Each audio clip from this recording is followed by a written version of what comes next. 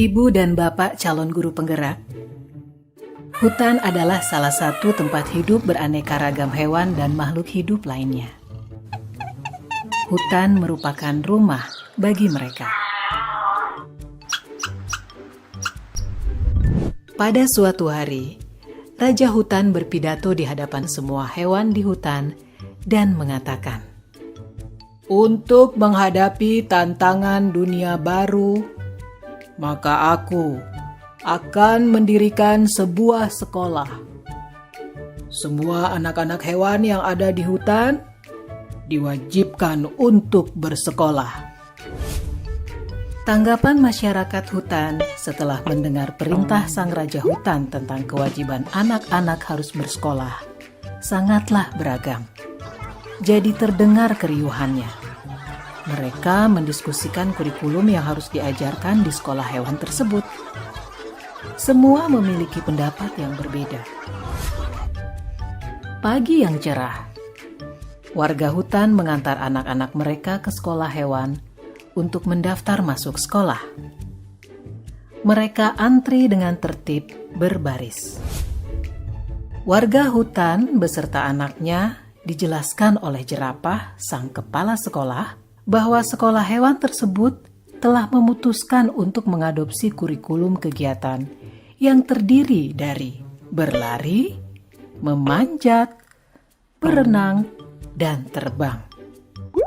Agar lebih mudah pengelolaan kurikulumnya, maka semua hewan wajib mengambil dan mengikuti semua mata pelajaran. Bebek sangat bagus dalam berenang. Bahkan ia lebih baik dari instrukturnya. Tapi dalam ujian terbang, nilainya hanya pas-pasan. Untungnya, ia tetap lulus ujian terbang tersebut. Yang membuat dia sedih adalah hasil ujian berlarinya.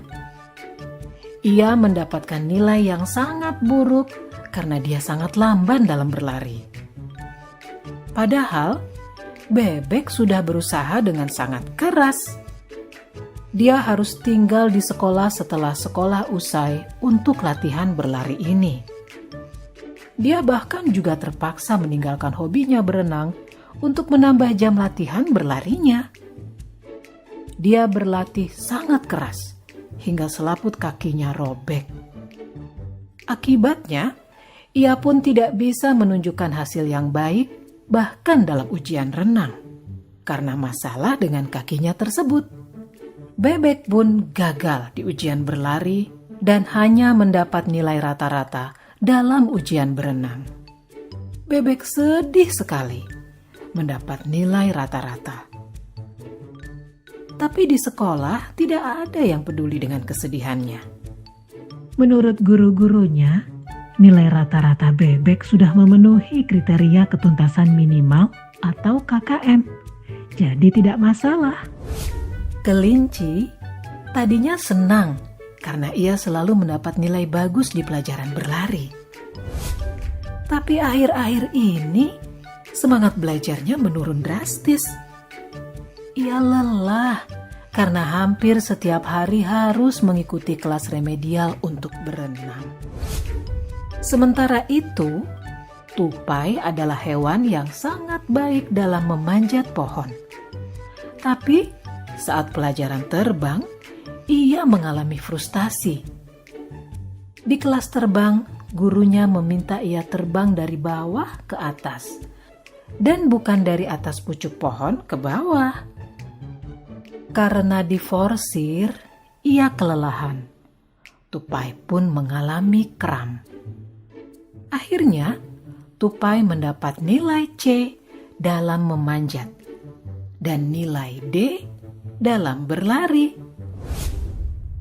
Elang di kelas dikategorikan sebagai anak bermasalah dalam disiplin, sehingga sering sekali dihukum.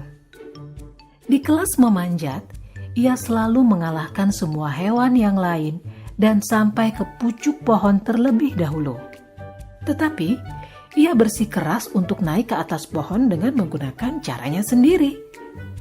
Menurut elang, yang penting adalah tujuan akhirnya. Ia akhirnya juga tidak lulus. Walaupun gurunya sudah memintanya untuk terbang dari bawah, ia tetap tidak mau mendengarkan.